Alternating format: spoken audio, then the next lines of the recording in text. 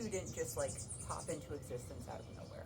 It was the kind of culmination of a whole bunch of negotiations. It was the culmination of a whole bunch of talks, and some of the people at those negotiation tables were trying to appease the German government, wondering just how much they needed to give in terms of land, in terms of resources, before it would stop, before it would like just kind of reach its natural stopping point. And negotiations and like talking should be the gold standard, right? They are the gold standard. We don't want war, we don't want conflict.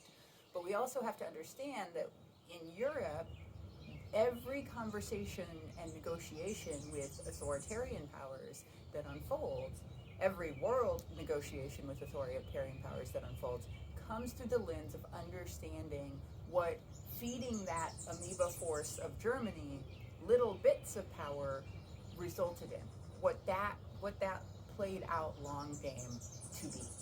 85 years ago today, on May 13th of 1940, Winston Churchill gave his first speech as the Prime Minister of the United Kingdom. But you have to understand that speech in the context of this was after these other negotiations had happened, and after there had been attempts in Germany to, or attempts in Europe to kind of calm Germany down.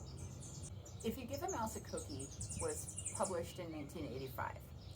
And so Chamberlain did not have that as context to understand what was about to happen when he signed the Munich Agreement in 1938, which gave Hitler and Germany part of Czechoslovakia just as like a little treat, some appeasement. Okay, you can have some part of Czechoslovakia. That he didn't know that. But he did know that because his buddy Winston Churchill, who would be the next prime minister, was very vocally saying, we have to be very careful about the way we're appeasing Hitler right now and what we're doing. And Winston Churchill even said at the time, you had a choice between, what was his phrasing? You were given the choice between war and dishonor. You chose dishonor and you will have war. Right? That's Winston Churchill to the Prime Minister at the time that that appeasement was happening. And then 85 years ago today, several days before he was in power, but this is the first speech that Churchill gives. And in that first speech as Prime Minister, you can tell that he knew exactly what was about to happen, right? He didn't try to sugarcoat it. He knew by this point in 1940 that things were about to get real in Europe. And he says, I would say to the House, as I said to those who have joined the government, I have nothing to offer but blood, toil, tears, and sweat.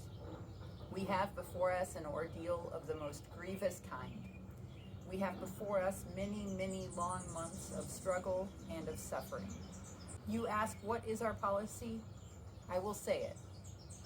It is to wage war by sea, land, and air with all our might and with all the strength that God can give us.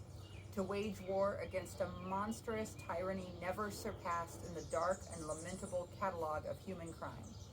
That is our policy. You ask, what is our aim? I can answer in one word. It is victory. Victory at all costs, victory in spite of all terror, victory however long and hard the road may be, for without victory, there is no survival.